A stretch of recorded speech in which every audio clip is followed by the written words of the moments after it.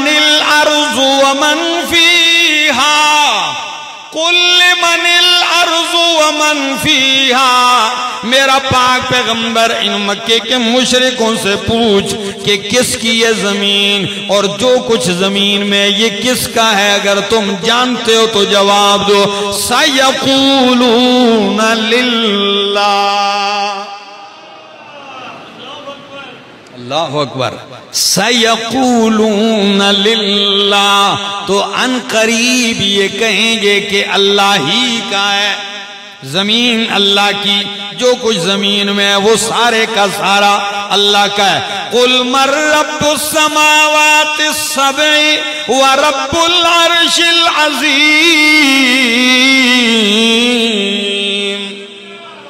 میرا پیارا پیغمبر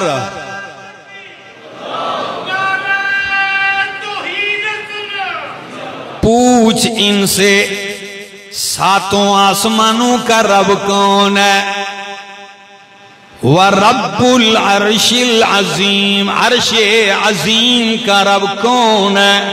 میرا پیغمبر ان مکے کے بت پرستوں سے پوچھ، تو قرآن کہتا ہے سَيَقُولُونَ لِلَّهِ، وہ کہیں گے کہ آسمانوں زمین بلکہ ساتوں آسمان عرش عظیم کا رب کون ہے؟ جو مانتے ہیں بولو کون ہے؟ وہ یہی کہیں گے کہ اللہ ہے۔ بلکہ اگلی آیت پڑھنے لگا ہوں، ذرا قرآن کیا کہتا ہے؟ قُلْ مَنْ بِيَدِهِ مَلَكُوتُ كُلِّ شَيْءٍ وَهُوَ يُجِيرُ وَلَا يُجَارُ عَلَيْهِ إِن كُنتُمْ تَعْلَمُونَ، میرا پاک پیغمبر ان مکے کے مشرکوں سے پوچھ، مَنْ بِيَدِهِ مَلَكُوتُ كُلِّ شَيْءٍ، کس کے ہاتھ میں ملکوت کل شیء، ہر چیز کا اختیار کس کے ہاتھ میں ہے؟ وَهُوَ يُجِيرُ وَلَا يُجَارُ عَلَيْهِ، اور وہ پناہ دیتا ہے، اس کے مقابلے میں کوئی پناہ نہیں دیا جا سکتا۔ تو جب پوچھ ان سے کہ ہر چیز کا اختیار کس کے ہاتھ میں ہے، پناہیں کون دیتا ہے، اگر جانتے ہو تو جواب دیجئے۔ سَيَقُولُونَ لِلَّهِ، تو وہ کہیں گے کہ پناہیں دینے والا اللہ، ہر چیز کا اختیار رکھنے والا اللہ۔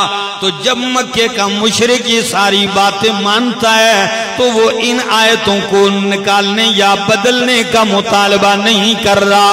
پھر میں پوچھتا ہوں کہ وہ کون سی آیت ہے جو مکے کے مشرک کو چبھتی تھی، جس کے بارے میں وہ کہتا ہے بدل ہو، قرآن بدل دے، یہ آیتیں نکال دیجئے۔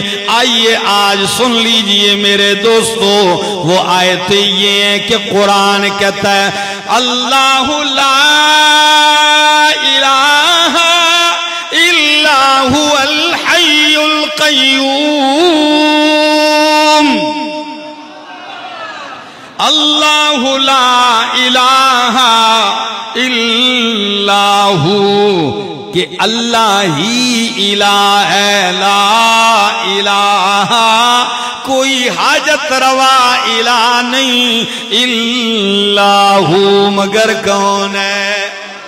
وہ یہ نہیں مانتے کہ الہ اکیلا اللہ ہے، وہ کہتے تھے اور بھی الہ ہے، بلکہ ان کو جھگڑا اس آیت میں تھا اجعل الآلہۃ الہا واحدا،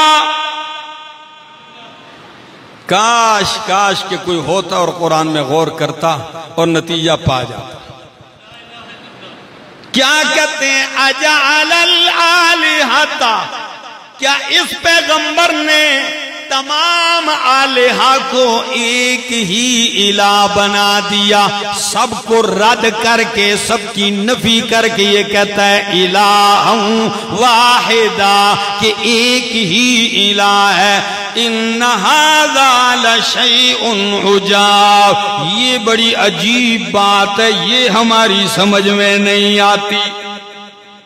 جھگڑا کس میں تھا؟ وہ کہتے تھے کہ الہ اکیلا اللہ نہیں، بلکہ اللہ کے ساتھ اور بھی الہ ہیں، مدد کرنے والے ہیں، بیڑے پار لگانے والے ہیں، کھوٹی قسمتیں کھری کرنے والے ہیں، مال اولاد گھر زندگی میں برکتیں دینے والے ہیں، یہ باقی بھی ہیں۔ بلکہ وہ کہتے تھے کہ قرآن کہتا ہے کہ لا یملکون لِأَنفُسِهِمْ نَفْعًا وَلَا ضَرًّا، جن کو تم الہ مانتے ہو وہ تمہاری مدد تو کجا، وہ اپنے آپ کے نفع نقصان کے مالک نہیں۔